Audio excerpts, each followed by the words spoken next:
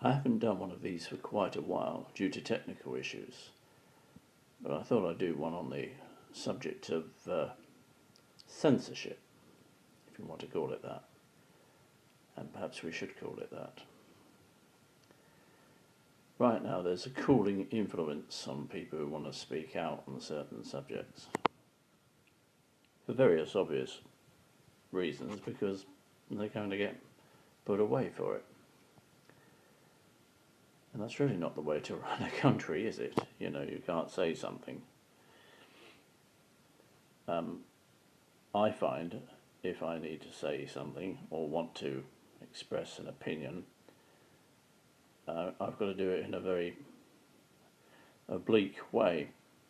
There are various tiers of people, musicians, for instance, I don't really count myself as one, who have different ways of expressing things. You know, the hip-hop and the punk community, probably more forthright. There's a middle tier who kind of go around the houses and use innuendo, perhaps. And then there's that upper echelon. It used to be associated with people like John Anderson, for instance, who would come up with all sorts of information that you weren't quite sure about. But it sounded nice. Really what it comes down to is that, you know, in public people can't go out and protest together. We've got this ridiculous situation not so long ago with a chap who was arrested in London for wearing a t-shirt that said Plasticine Action, which was very embarrassing for the Met. And I thought to myself, well, you know, are you just sort of seeing something, two letters together perhaps, and then just grabbing somebody? Is that what it's come to? Of course, the problem is, as soon as you put Plasticine Action on a t-shirt, people say that's an excuse, I'll go out and buy one of those. But one arrest is an anomaly. Get a couple of thousand people doing it all together, and it's a movement, and the police and the legal system can see through it. Not that I expect anyone to stop at that. Well, what's it come to, really?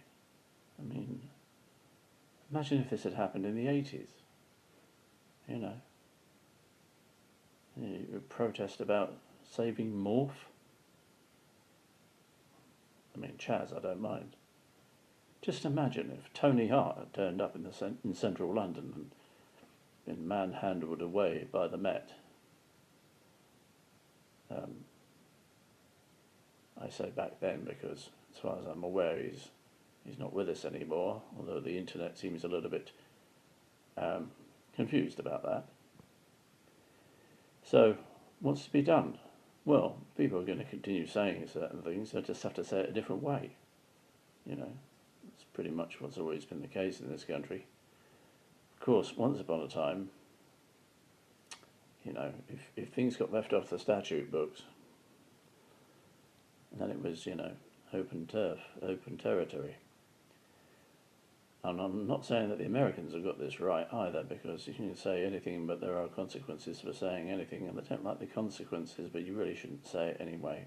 And of course they're major backers of the issue we're talking about at the moment, and so are the government, it seems, you know. And we shouldn't really go into that at the moment, but perhaps we should go into it at some point, if we're allowed to.